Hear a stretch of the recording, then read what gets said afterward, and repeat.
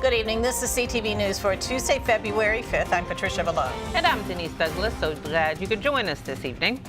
Police have identified the man who was fatally stabbed in Capitol Heights last night. The victim was 32-year-old Joseph Wack. When officers arrived on the scene about 11:20 p.m., he was lying in the road on Glacier Avenue, according to police. When I first came to Maryland, I'm originally not from here, so when I first came to Maryland, he was taken to the hospital. He was pronounced dead a short time later. Preliminarily, officers or detectives do not believe this is a random incident. Detectives are looking for suspects and motives in this case. If there's anyone out there who has seen this incident take place, we're encouraging you to call our crime solvers, which is 1-866-411-TIPS. A $25,000 reward is being offered for clues that lead to an arrest and indictment. A new exhibit at Harmony Hall tells the stories of hundreds of black patriots nationwide and here in Prince George's County. Byron Scott has the story about World War I and African Americans who fought for their country. Close to 500 from Prince George's County served in World War I.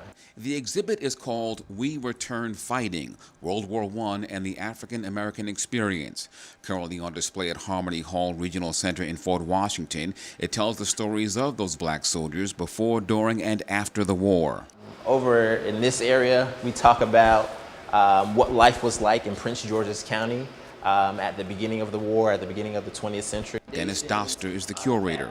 During that time period in the early 1900s, there were 3 attempts in the Maryland legislature to deprive African Americans of the right to vote by trying to pass amendments to the state constitution. Still, history shows they enlisted for the war effort. African Americans really rallied around the war effort and supported the war with the idea that they would fight to prove their bravery and that they deserve the rights of equal citizenship in society. And unfortunately, when they came back from the war, they found out that Jim Crow and segregation were here to stay.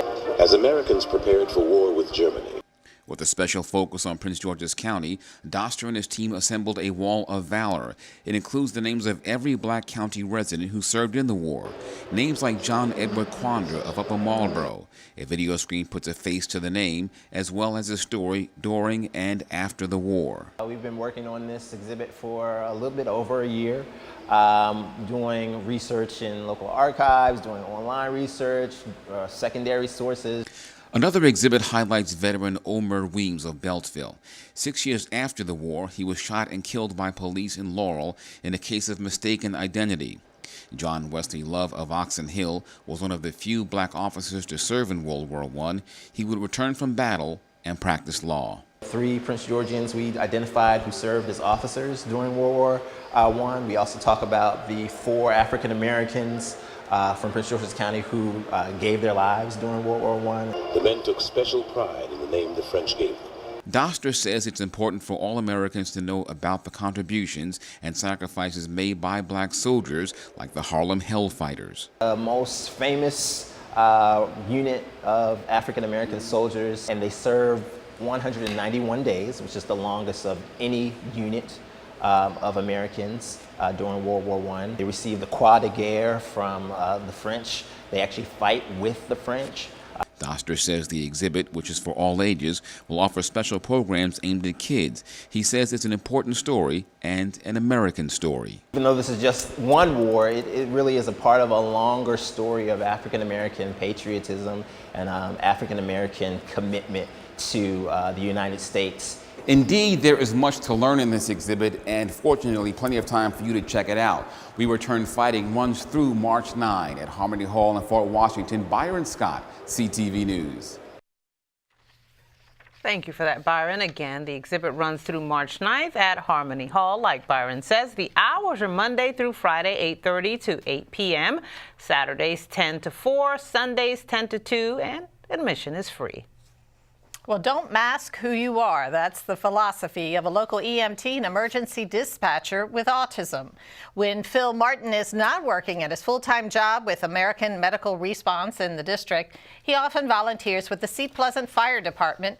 Martin says he was diagnosed with the illness around 14 years old, struggling in school until his diagnosis. Now he says he's embracing autism. The bigger goal is to kind of show people through my life that autism is not what some people imagine. Anybody can be autistic and they can do anything with autism. Being out here on the ambulance, being in the fire department, shows a lot of people that, just because you have autism, there's no barrier wall. Like, that barrier wall can be broken down. Several years ago, I came in contact with Phil Martin. He is the public information officer from the volunteer standpoint here at the Seat Pleasant Station. And being as I'm the public information officer for the county, we came into contact and worked on several different stories throughout the time we've known each other. He has helped out immensely at a lot of community outreach events where he and other members of the Seat Pleasant Station have stepped up and said, hey, we're here to help. What do you need us to do? Relevant. And Martin is credited with saving his best friend's life because of his attention to detail, a trait that many with autism have. The friend, a Prince George's police officer, was talking on the phone when Martin noticed his slurred speech. He rushed to the home to discover the officer was suffering from carbon monoxide poisoning after the gas leaked into his cruiser. Now, Martin is also a father and professional photographer. For more on his mission and work, you can visit his website at philmartinjr.com.